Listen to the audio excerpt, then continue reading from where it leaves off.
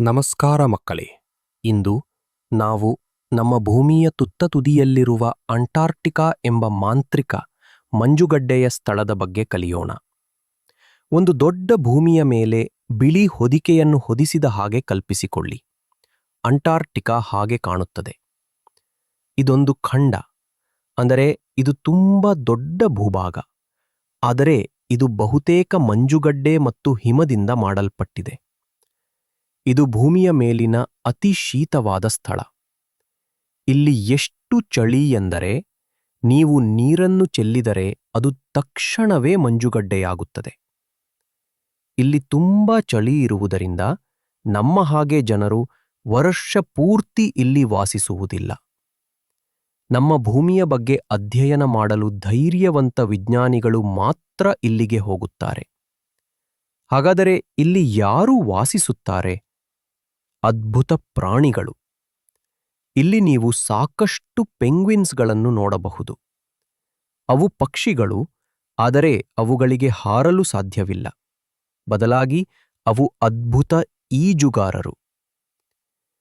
ನೀವು ಮಂಜುಗಡ್ಡೆಯ ಮೇಲೆ ವಿಶ್ರಾಂತಿ ಪಡೆಯುತ್ತಿರುವ ದಪ್ಪಗಿನ ಸೀಲ್ಗಳನ್ನೂ ನೋಡಬಹುದು. ಅಂಟಾರ್ಕ್ಟಿಕಾವನ್ನು ಬಿಳಿ ಖಂಡ ಎಂದೂ ಕರೆಯುತ್ತಾರೆ, ಏಕೆಂದರೆ ಅದು ಸಂಪೂರ್ಣವಾಗಿ ಬಿಳಿ ಹಿಮ ಮತ್ತು ಮಂಜುಗಡ್ಡೆಯಿಂದ ಆವೃತವಾಗಿದೆ.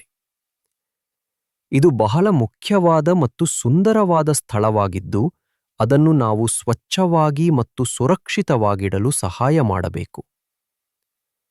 ಮುಖ್ಯ ಪದಗಳು: ಅಂಟಾರ್ಕ್ಟಿಕಾ, ದಕ್ಷಿಣ ಧ್ರುವದಲ್ಲಿರುವ ಖಂಡ. ಖಂಡ, ಬಹಳ ದೊಡ್ಡ ಭೂಪ್ರದೇಶ.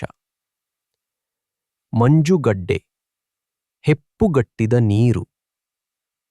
ಹಿಮ, ಆಕಾಶದಿಂದ ಬೀಳುವ ಮೃದುವಾದ ಬಿಳಿಯಾದ ಹೆಪ್ಪುಗಟ್ಟಿದ ನೀರಿನ ತುಣುಕುಗಳು. ಶೀತವಾದ, ಅತಿ ತಂಪಾಕುಗಳು. ಶೀತವಾದ, ಅತಿ ತಂಪಾದ. ವಿಜ್ಞಾನಿಗಳು ವಿಜ್ಞಾನವನ್ನು ಅಧ್ಯಯನ ಮಾಡುವ ಜನರು.